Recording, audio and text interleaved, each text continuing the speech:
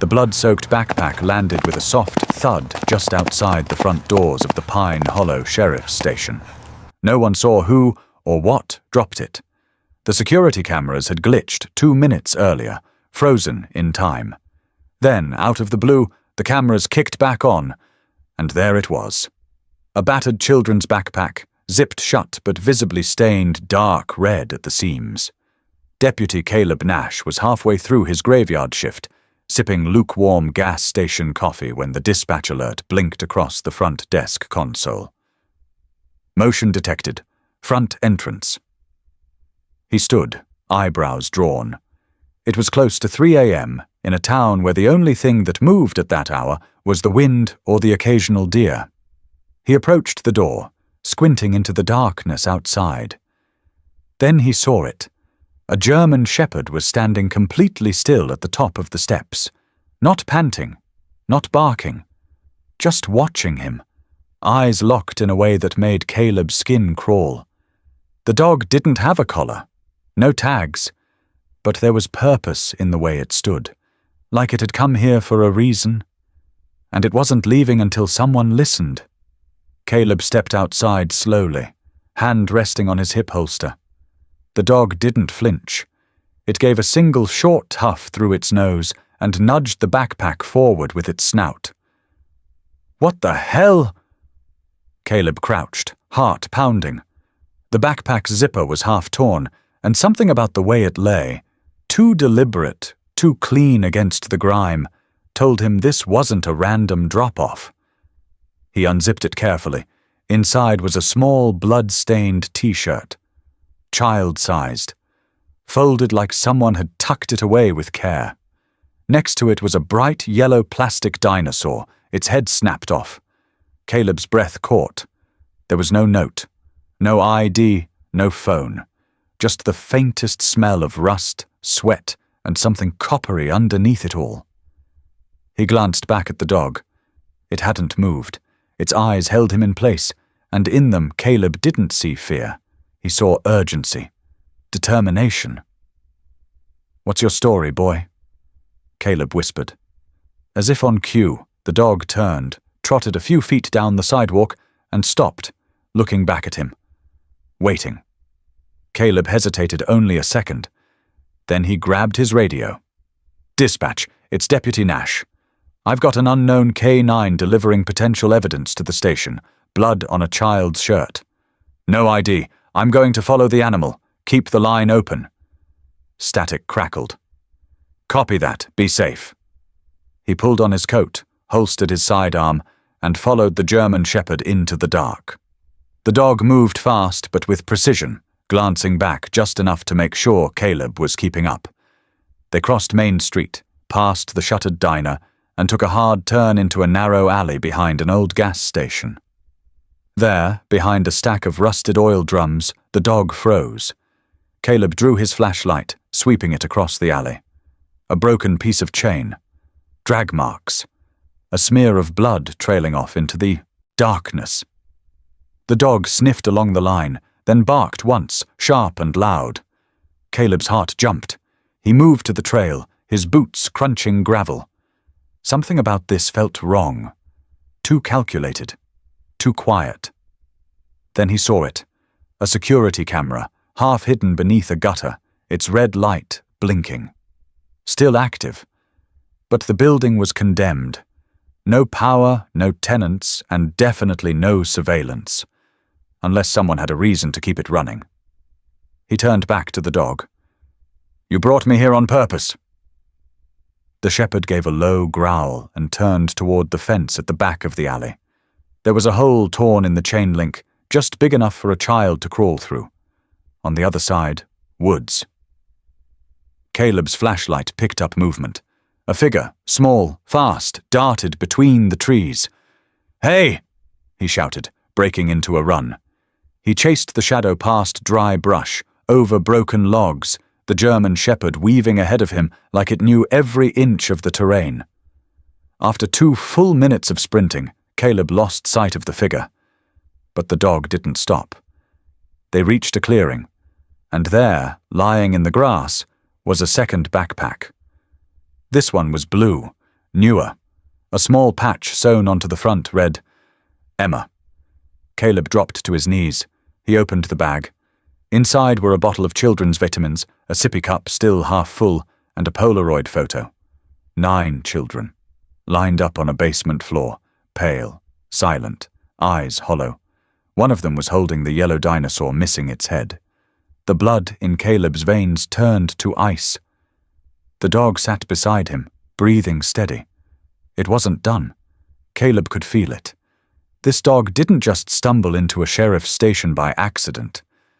Okay, Caleb whispered. We're in this together now. Then the dog did something strange. It lifted a paw and touched the photo. Just once. That's when Caleb saw it. A set of GPS coordinates scribbled in pen on the back of the picture. He turned to the dog. You just delivered a crime scene to my doorstep. And deep in his gut, Caleb knew. This wasn't just a case, it was a countdown. Caleb Nash didn't sleep that night. After collecting the second backpack and securing the photograph, he returned to the station with the German shepherd trotting silently at his side. The photo was now locked in evidence, but its images haunted him.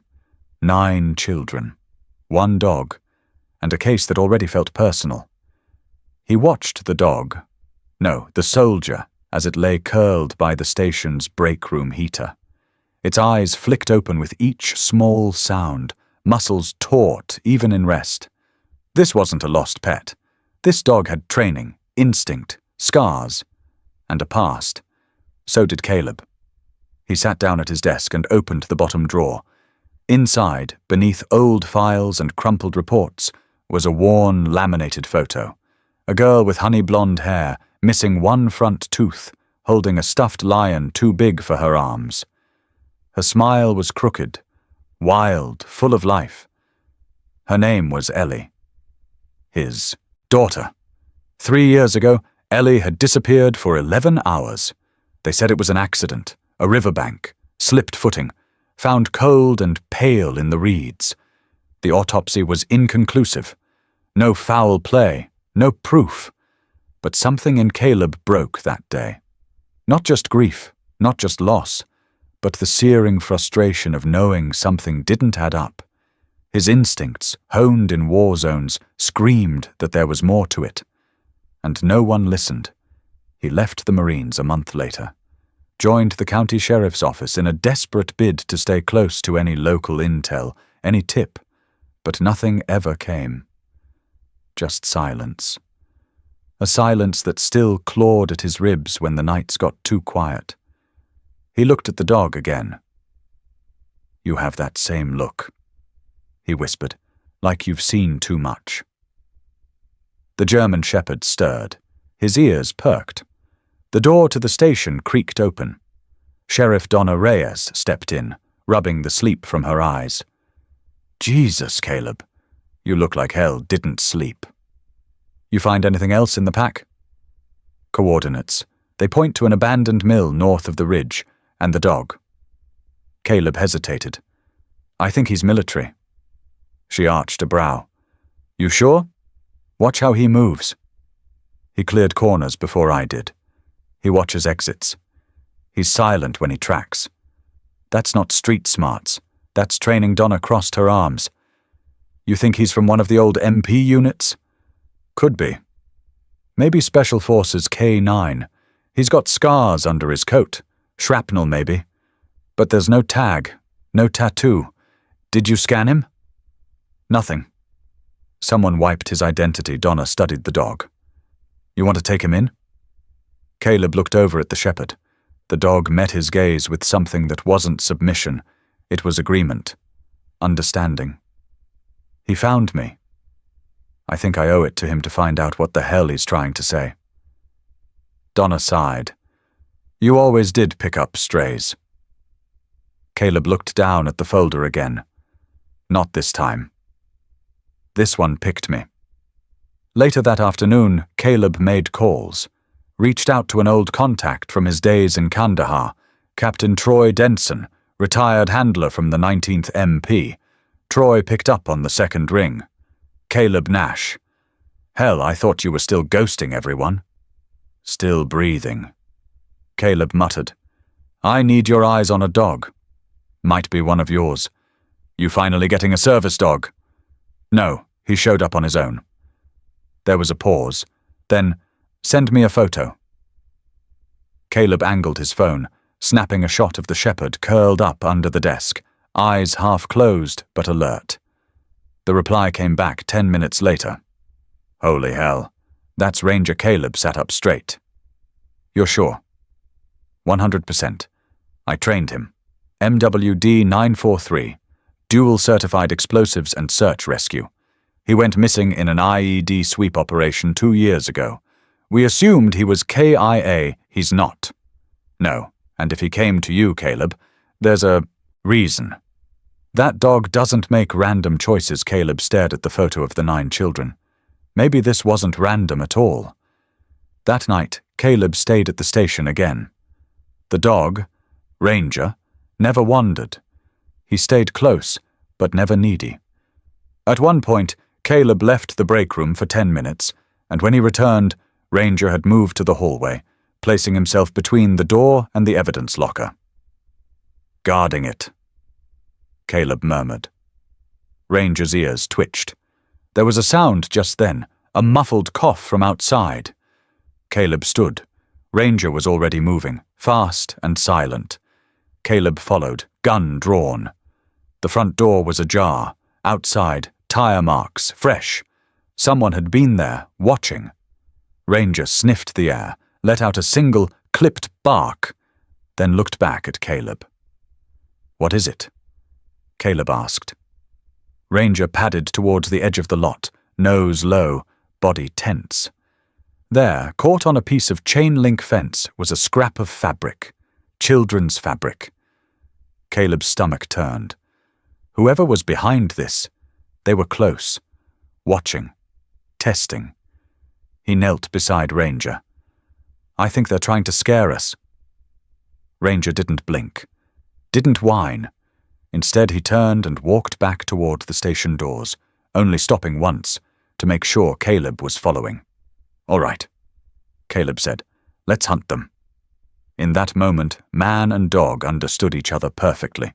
Neither of them had anything left to lose, and both were ready to tear the truth wide open.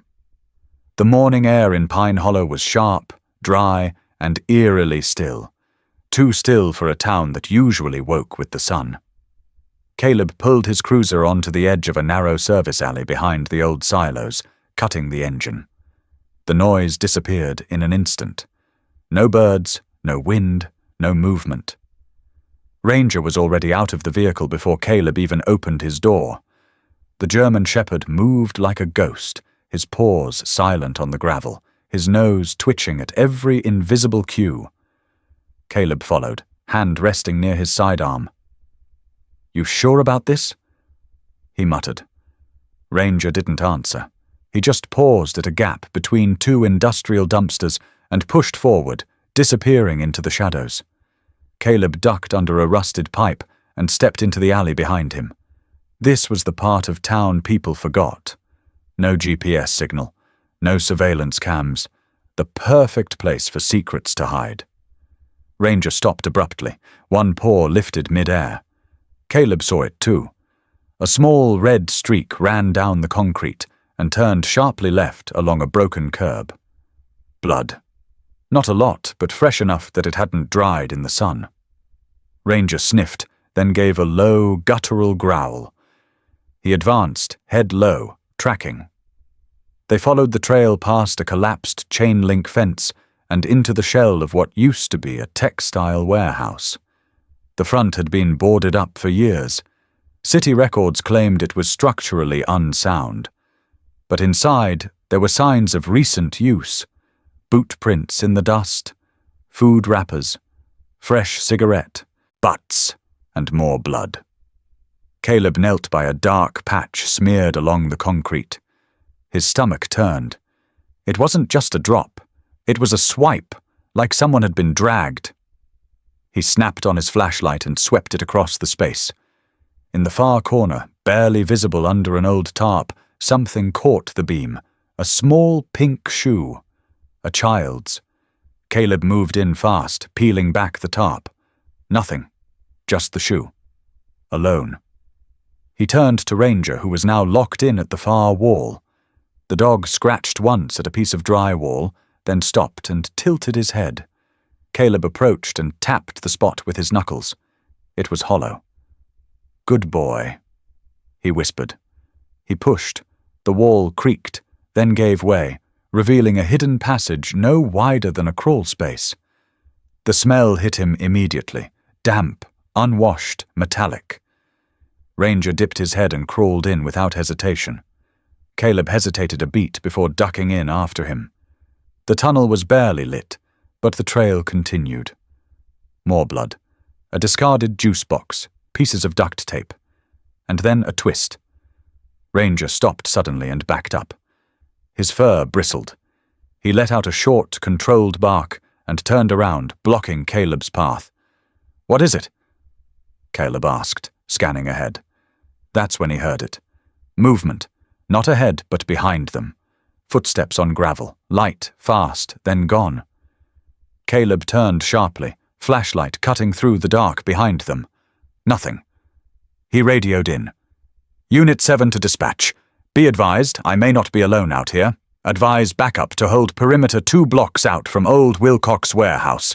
Do not enter until confirmed clear dispatch crackled. Copy, Unit 7. Holding position." Caleb turned back to Ranger. The dog had already resumed the lead. They pushed through the crawl space until it opened up into a second room. Smaller, no windows, and soundproofed with crumbling insulation. The floor was littered with kids' items, a coloring book, a chewed pacifier, a blanket folded too neatly to have been left behind by accident. Caleb's heart pounded. This was a holding space, not for storage, for children. Suddenly, Ranger stiffened again. He darted to the far corner and began barking, sharp, fast, urgent. Caleb rushed to him. Behind a stack of crates, someone was huddled. Caleb raised his weapon. "Show me your hands." No response. He moved closer and saw it, a teenager, barely 15, thin, shaking, clutching something tight to his chest. Caleb lowered the gun. "It's okay. You're safe." The boy looked up, dirty face, hollow eyes. Then he whispered, "They're taking them. Tonight. 9 of them," Caleb's breath caught. "Where?" The boy pointed to a yellow envelope on the floor. Inside were route maps, a list of stops, times. One was circled, 11:45 p.m., Pine Hollow Rail Yard. Caleb stood, suddenly very aware that time was already against them. He looked down at Ranger, who was still watching the boy, tail motionless, ears pinned forward like a sentinel. The boy added quietly, "They made us move at night. So no one would see. Said no one cares anyway." Caleb's jaw clenched. They were wrong. He grabbed the envelope and turned back to Ranger. "We've got a time. We've got a place. And we've got 9 kids who need someone to give a damn." Ranger let out a single, resolute bark. Caleb didn't need to hear anything else. They ran. Ranger stopped dead in his tracks, ears pricked, body rigid.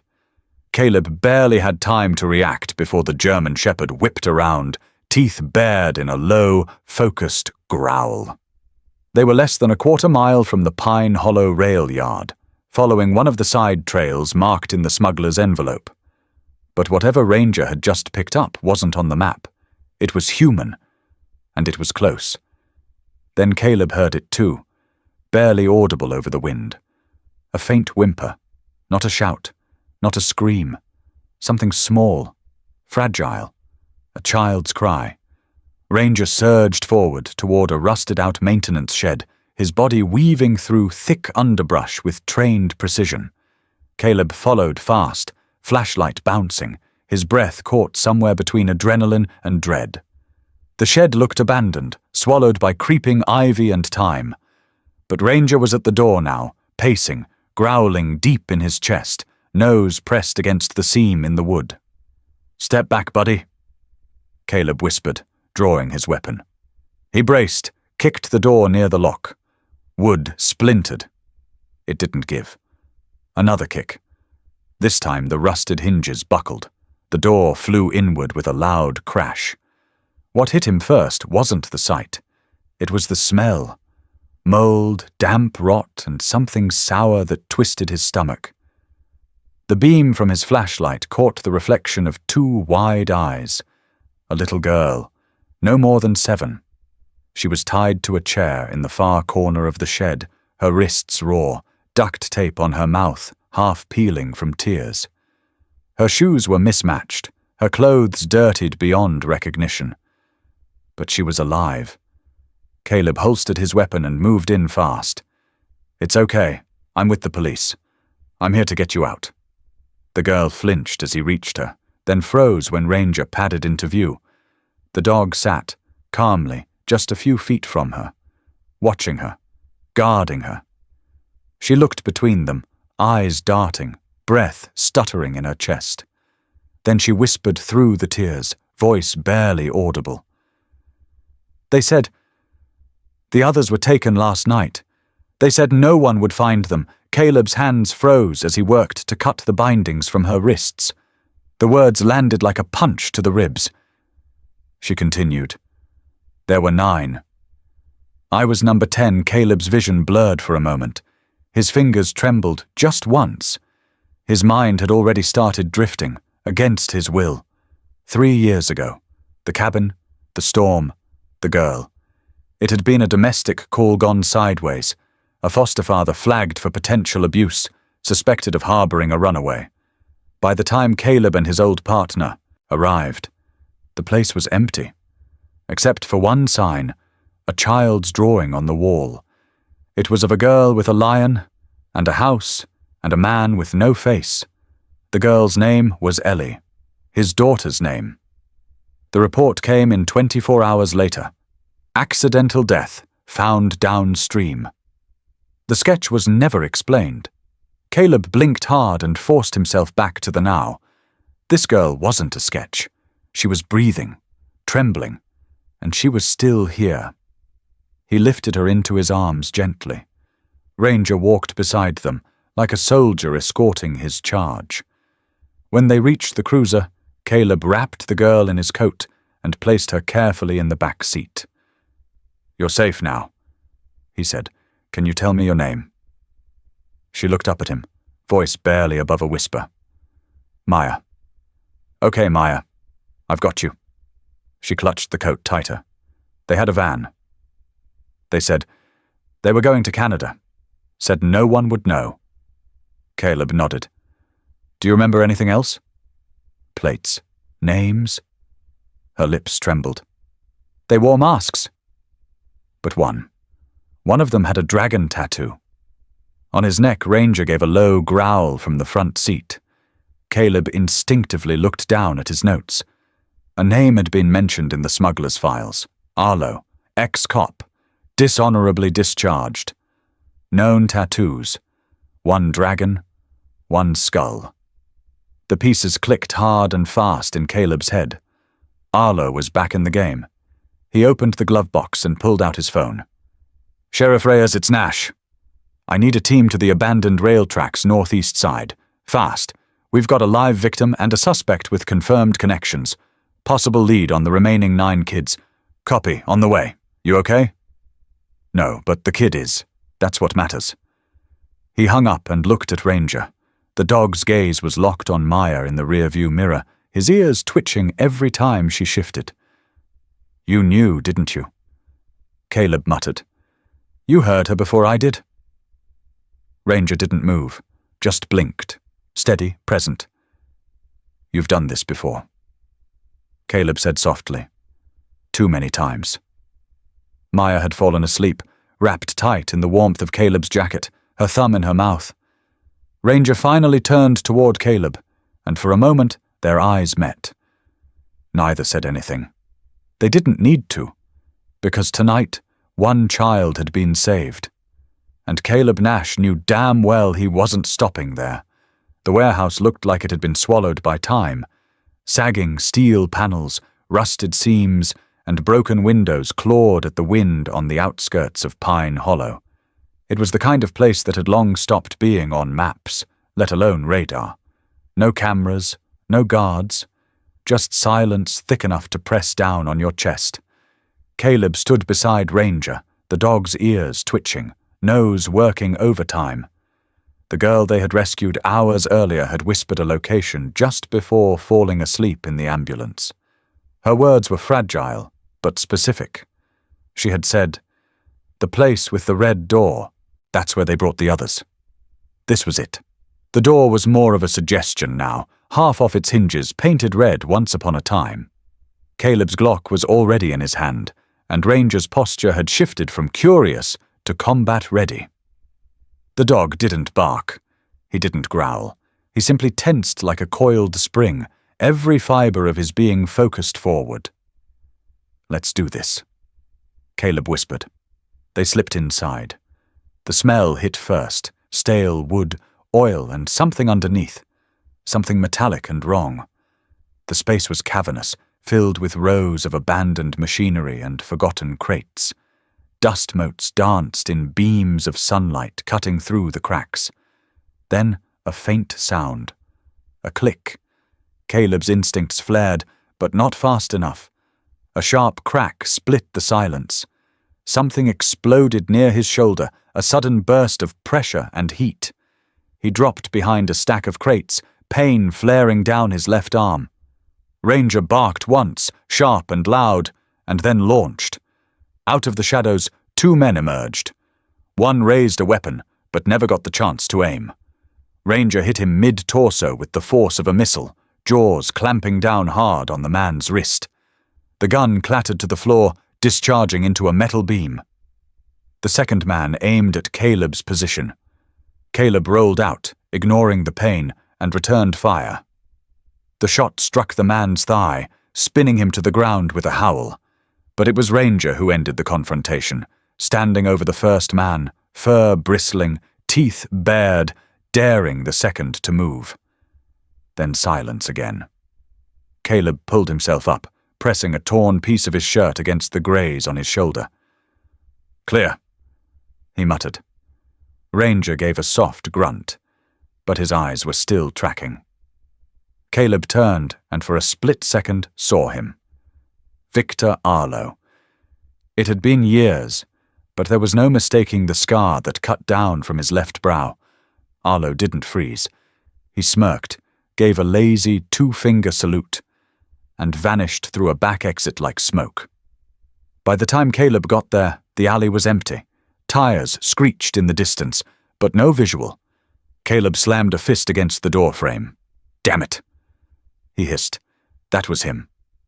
Back inside, with backup en route, Caleb and Ranger swept the space methodically. It wasn't until they reached the back office, a space barricaded with steel filing cabinets, that they found it. A hand-drawn map lay spread across a folding table, held in place by an old ashtray and a child's plastic bracelet. Lines crisscrossed state borders: Colorado, New Mexico, Arizona, even up into Utah. Each route was marked with dates and destinations. Some were circled in red, some crossed out. But what chilled Caleb was the second page, a list, names, ages, short codes beside each, some marked with a cold, flat check mark, others were still unchecked. "Already moved," he murmured, scanning the columns. "Some of them. Some are still in play." He turned to Ranger. The dog sat, quietly, eyes watching his handler. But his ears twitched, just once, like he too understood what this meant. This wasn't just about one warehouse, or 9 kids. It was part of a machine, bigger, darker, and far more organized than anyone had feared. Caleb folded the papers and sealed them in an evidence bag. His arm throbbed, but he didn't notice. His mind was racing faster than his pulse. He looked at Ranger. "They're trying to stay one step ahead," he said. "Let's take that step back." Ranger let out a short, deliberate exhale, then stood. Ready. They weren't done. Not even close. The pain in Caleb's shoulder hadn't dulled since the ambush at the warehouse, but he wasn't slowing down. Not with what they'd just uncovered. 9 names, 9 kids, a cross-country trafficking route. And now, a face. One he hadn't seen in years. Victor Arlo. The name came crashing back like a memory he'd buried deep. Former Sergeant Pine Hollow PD Sharp, respected. A man who knew how to play both sides of the badge, until internal affairs nailed him on bribery, evidence tampering, and whispers of deeper ties to organized crime. Caleb had been the one to turn him in. The fallout was brutal. Arlo vanished before his indictment. Rumor had it he left the state, maybe even the country. But now, here he was, back in Caleb's jurisdiction, and deeply embedded in something far more sinister. And he wasn't done. They tracked the next lead to an abandoned train depot 15 miles outside of town, tucked behind a long stretch of pine and crumbling gravel roads. The place was off-grid. No security, no power, just the kind of forgotten structure someone like Arlo would choose. Ranger was already on edge. His movements were tighter. His ears flicked at every breeze. Something in the air made him uneasy. Caleb felt it too. The silence was too complete. He parked the cruiser 100 yards back and moved in on foot. "Stay low," he whispered. Ranger crept ahead, scanning with eyes and nose, muscles bunched like coiled wire. They moved past a rusted-out boxcar and slipped into the main building through a cracked service door.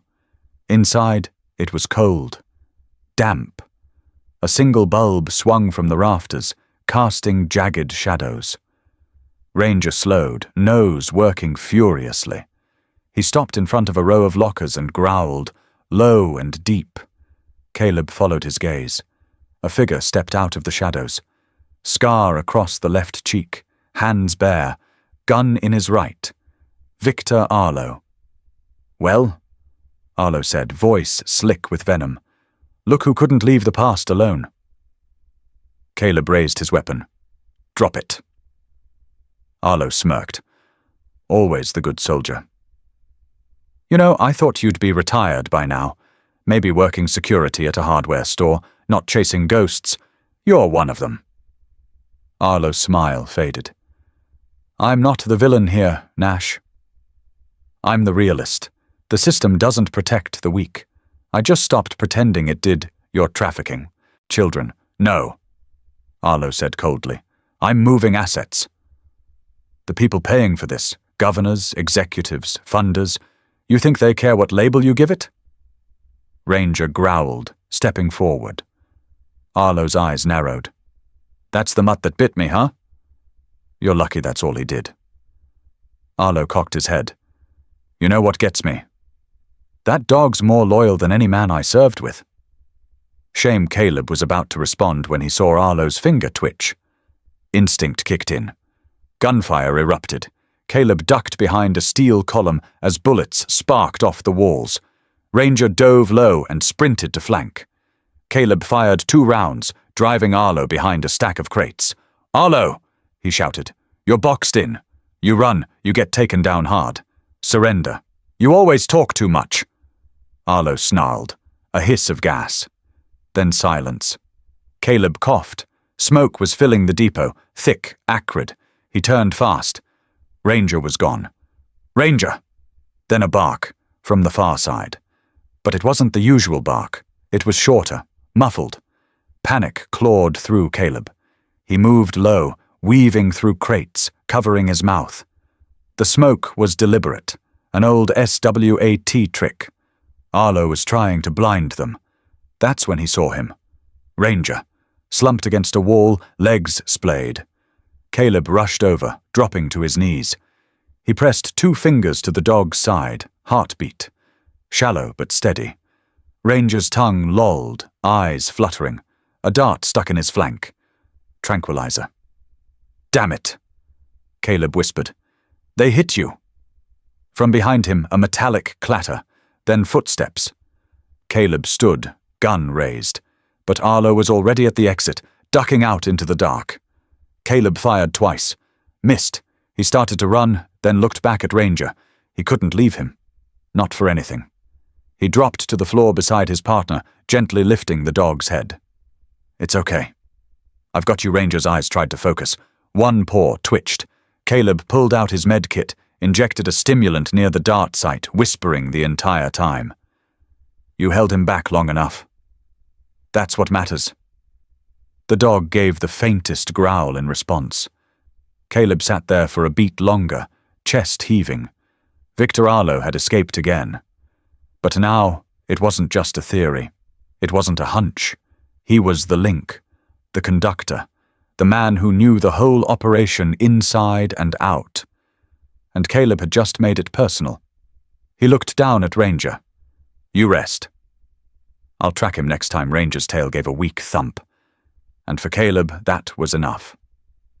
The clock on Caleb's dash read 1:42 a.m. The road ahead was dark, endless, lined with trees that blurred into a single, cold wall of black. His hands gripped the wheel tight, jaw clenched, heart thudding like a war drum in his chest. Ranger sat in the passenger seat, ears pricked, body still but coiled with energy.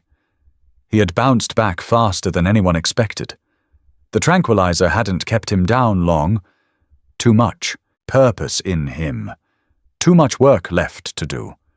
They were running on the thinnest thread of intel, just one signal, faint and flickering, coming from a hidden tracker Caleb had found tucked inside the first blood-soaked backpack. A stroke of luck or divine timing, he didn't know, but the tracker was moving.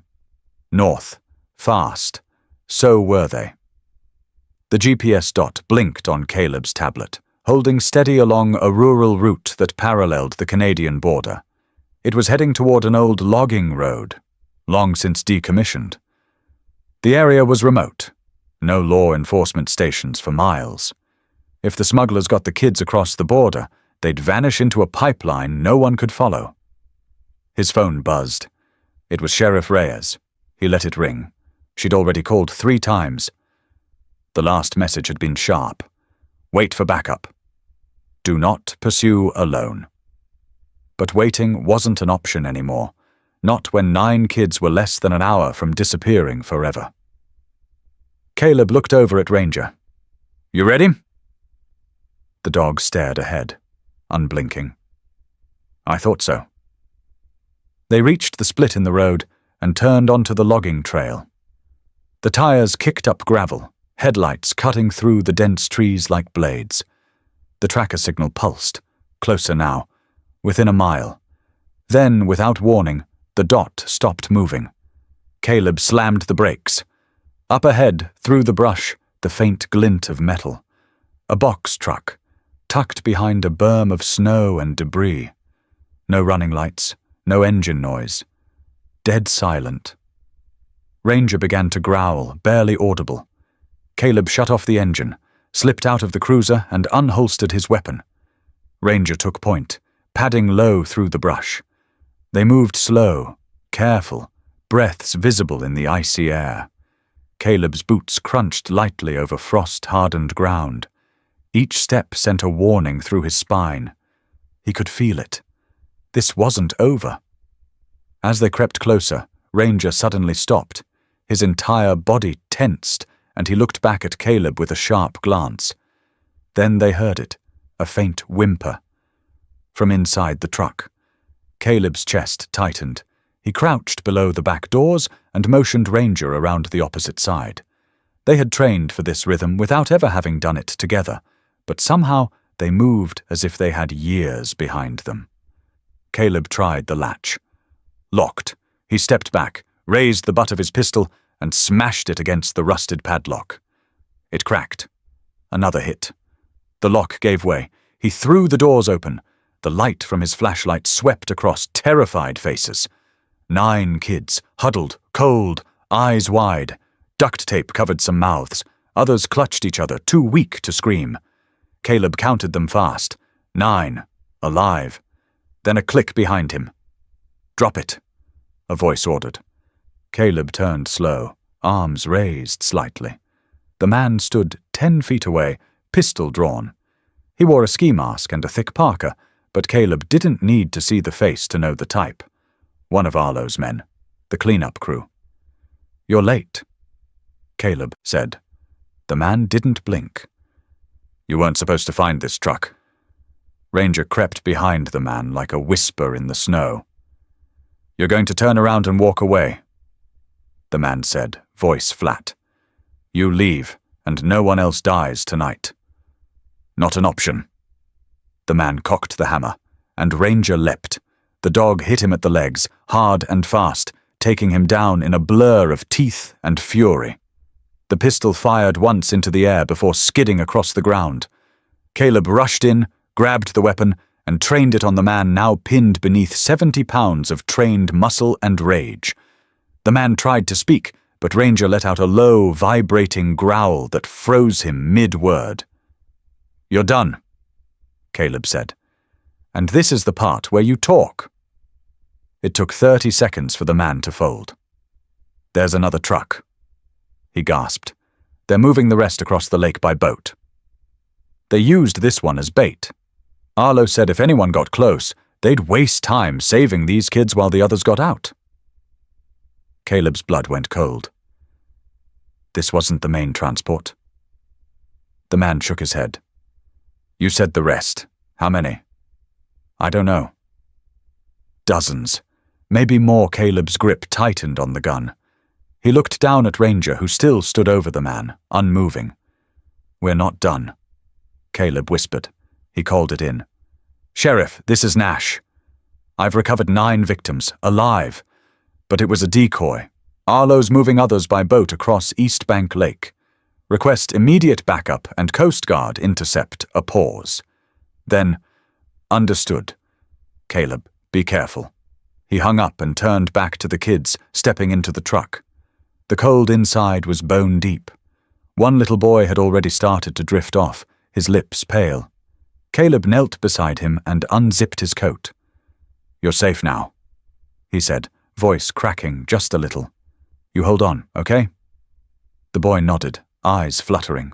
Caleb carried him out to the cruiser, while Ranger kept watch over the man still face down in the snow. They had saved 9, but somewhere out there, more were still in chains.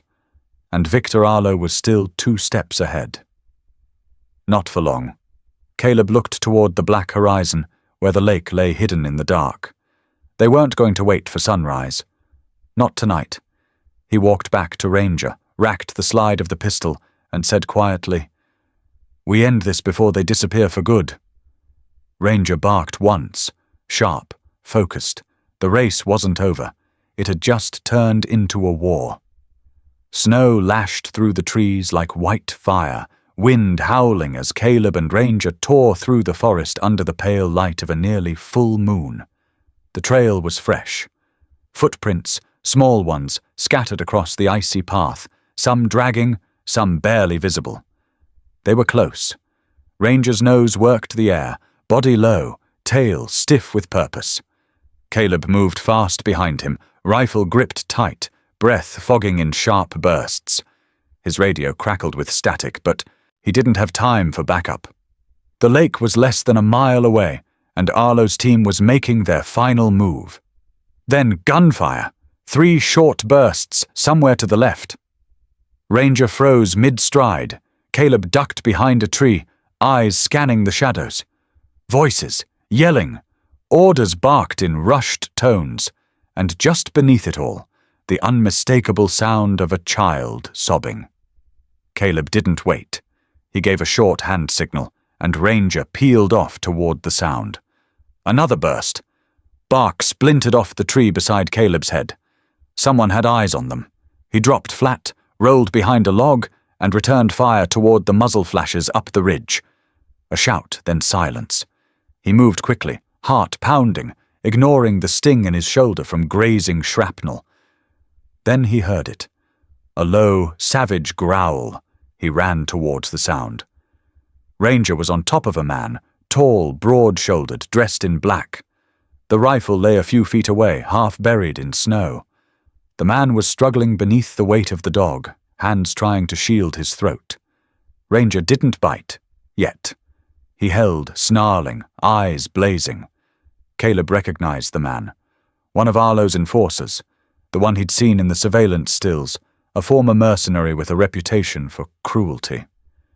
"You move and he finishes what he started." Caleb growled, gun raised. The man stilled, chest heaving. "Where are the kids?" Caleb snapped. "Gone," the man hissed. "Already on the lake."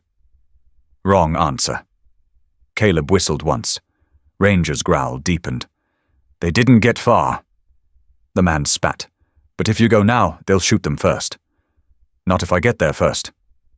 Caleb motioned for Ranger to hold.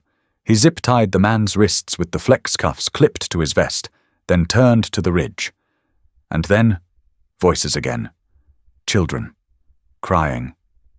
Caleb and Ranger crested the hill and saw it. An opening in the trees where the frozen lake stretched wide and silver. A snowmobile was halfway across, towing a sled rigged with tarps. Shapes moved underneath. Small shapes. Arlo was behind the wheel. Caleb didn't stop to think. He ran.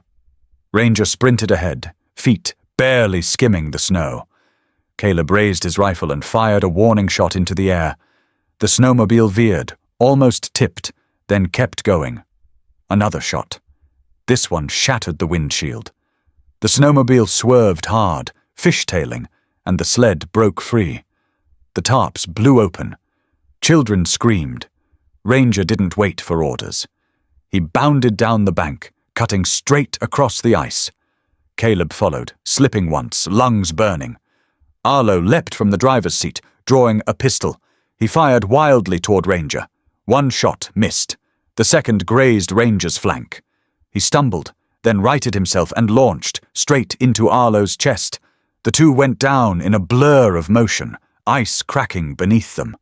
Arlo screamed as Ranger's teeth sank deep into his arm, pistol skittering across the frozen surface. Caleb reached them seconds later, kicked the weapon away, and drove his knee into Arlo's chest. "Game over." Arlo stared up at him, blood blooming across his coat, shock flickering in his eyes. "You," he rasped. "I should have finished you back then." Caleb didn't answer. He turned to Ranger, who stood protectively over the fallen man, sides heaving. And then, soft cries behind them. He spun. The children. Some were huddled together on the sled. Others had rolled off and lay curled on the ice, too cold or too weak to move. Caleb rushed to the nearest, an older boy, maybe 9, his lips blue, but eyes blinking. "We've got you," Caleb said, pulling off his coat, wrapping it around the boy. Ranger began moving from child to child, sniffing gently, tail low, nuzzling where needed. One little girl reached out, fingers brushing Ranger's ear. He stayed perfectly still as she whispered, "Are we going home now?" Caleb's voice broke. "Yeah, sweetheart." You are behind him. Sirens wailed in the distance, finally. Red and blue lights began to blink through the trees. Sheriff Reyes's SUV skidded to a stop. Officers poured out, weapons drawn. Caleb raised a hand. "It's over," he called. "They're safe." Ranger found them. Reyes stepped onto the ice, mouth falling open at the sight of the children. "Oh my God!" Her gaze moved to Arlo, then to Ranger. The dog stood tall, battered, bleeding slightly, but alert. A soldier, a savior, a silent warrior who had just helped save 9 lives, and maybe, just maybe, healed something inside himself too. The dim blue glow of the interrogation room's computer monitor lit Caleb's face. His eyes were bloodshot, jaw locked tight, the deep creases around his mouth more defined than usual. It was nearing 3 a.m., but sleep had never been further from reach. The external hard drive, found duct-taped beneath a false floor panel of Arlo's snowmobile, whirred softly as it loaded. Ranger lay beside him, chin resting on his paws, one ear tilted slightly forward, as if listening. The scar on his flank, freshly stitched, peeked out from under a wrap. He hadn't made a sound since they'd come back from the ice. Caleb's finger hovered over the keyboard. Click. Hundreds of files flooded the screen.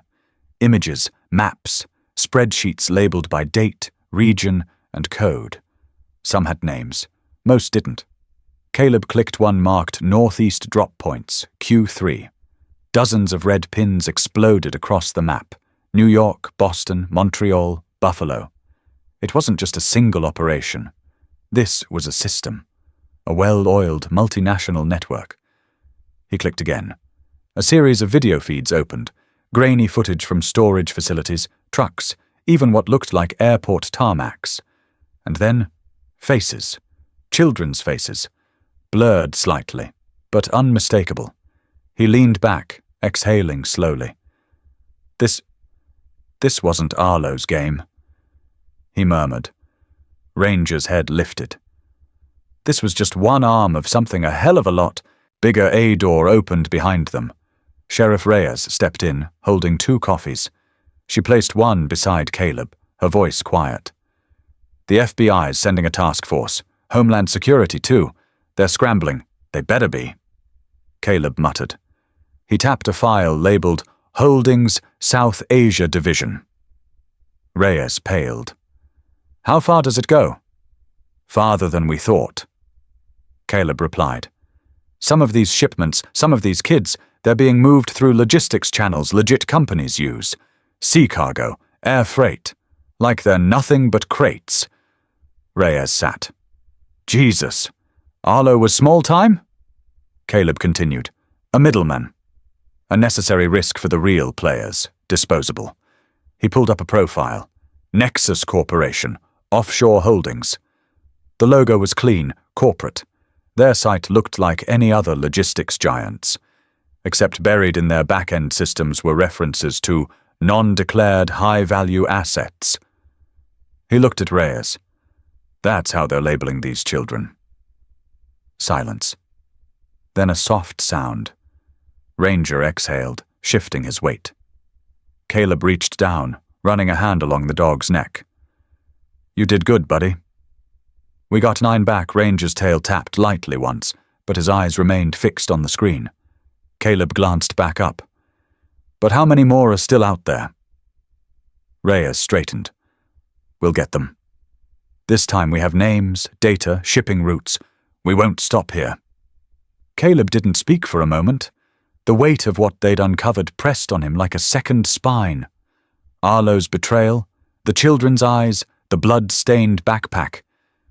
And now, the realization that it had only been a doorway into something darker. He stood.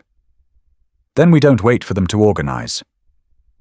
We start tracing the points of contact, distributors, fake shell companies. We go after Nexus. Reyes blinked. That's not a county job anymore, Caleb. That's global. I don't care. His voice didn't rise, but it had steel.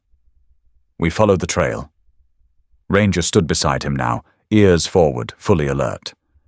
Reyes eyed the dog. You sure you're both up for that? Ranger gave a low whuff. Caleb managed a faint smile. He's not asking for permission.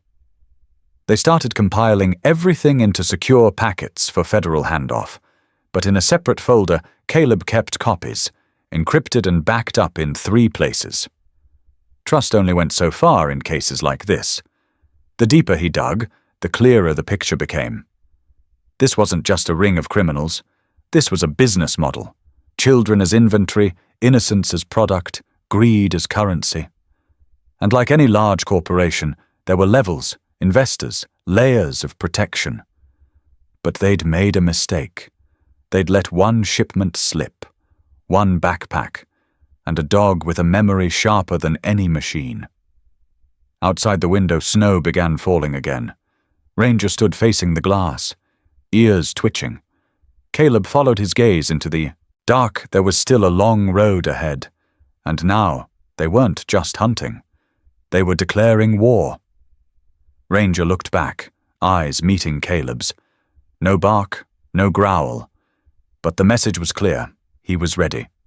The sky above Carter Ridge was streaked with soft amber as the town gathered for the press conference. A folding podium had been set up in front of the sheriff's department. flanked by American flags and microphones from half a dozen news outlets. Camera crews jockeyed for the best angles, but the real star stood quiet and still beside Caleb. Ranger, freshly brushed, his K9 vest now updated with a new patch that read, Federal Task Force, K9 Unit, stood with proud posture, eyes alert, ears perked. He didn't flinch at the flashes or the crowd. His attention never strayed far from Caleb. The world wanted a hero. What they got was a team. Caleb adjusted the mic, his badge no longer pinned to his chest. Instead, he wore the Navy uniform of the Joint Human Trafficking Interception Unit, an elite, multi-agency team tasked with dismantling the kind of transnational network he and Ranger had just unearthed. He cleared his throat. I want to start by saying, I didn't do this alone, he said, voice firm but resonant. This town has stood by me through my worst. Some of you know my story. Some of you were there when I lost my daughter, and for a long time I thought I didn't have it in me to protect anyone ever again. He paused, placing a steady hand on Ranger's back. But this dog, this partner, he reminded me what loyalty looks like, what courage feels like, and what it means to keep going even when you're broken. The crowd was quiet now. Even the reporters lowered their cameras, listening. A few days ago, we recovered 9 children from the brink of being lost forever. Some of them were from this county, some from out of state. All of them had one thing in common. They were failed by a system that didn't act fast enough. Caleb inhaled deeply. That ends here. That ends with us. A murmur of agreement rippled through the crowd. Today, I'm stepping down as sheriff, and I've sworn into federal service alongside Ranger as part of a task force that will hunt these networks to the ends of the earth. We won't stop at 9, we won't stop at 90, we'll keep going until every child taken is accounted for, or every last trafficker is in a cell. Applause broke out. Loud, raw, honest. But then, movement near the front. A boy no older than 8, thin arms and shaggy hair, darted out from his mother's grasp. He ran up to the stage, eyes locked on Ranger. Hey, kid, wait! One of the deputies called out, but Caleb motioned for them to stand down. The boy stood in front of Ranger, eyes wide. Then, without a word, he knelt and wrapped his arms around the dog's neck. Ranger didn't move. The boy's voice cracked. I'm alive, because of this dog. A ripple went through the crowd. Some gasped, others cried. Cameras clicked again, but slower now, like witnesses rather than paparazzi. Caleb knelt beside them. What's your name, son? Micah, the boy whispered, face buried in Ranger's fur. I didn't think anyone would come. But he did. He found me. He didn't give up. Ranger turned slightly, his eyes meeting Caleb's. Something passed between them, something wordless but eternal. Caleb placed a hand on Micah's shoulder. He won't give up on any of you. The boy looked up. Promise? I promise. Ranger gave a soft chuff, like a confirmation. As the press conference wrapped and the crowd began to drift away, Caleb stood off to the side with Ranger. Reyes joined him, smiling softly. You sure about this? She asked. Caleb looked out over the mountains, the quiet town, the past he was about to leave behind. I've never been more sure. You and that dog, you're going to change the game. No, Caleb replied. We're just going to do what we were born to do. As the sun dipped below the ridgeline, Caleb clipped Ranger's leash back on. Not out of necessity, but out of tradition. Side by side, they walked toward the unmarked SUV, its engine already running. The future waited, and somewhere out there, so did more children. As Ranger leapt gracefully into the passenger side, Caleb looked back one last time, at the town that raised him, broke him, and gave him reason to fight again. He spoke softly, to no one and everyone. This is just the beginning." Then they were gone. But the story doesn't end here. What's your story with a loyal pet? Share it in the comments below. And if you believe in the bond between humans and dogs, especially those brave enough to save lives, support our channel. Subscribe, like, and help us bring more stories of courage. Because somewhere out there, a dog like Ranger is making the world safer, one paw print at a time.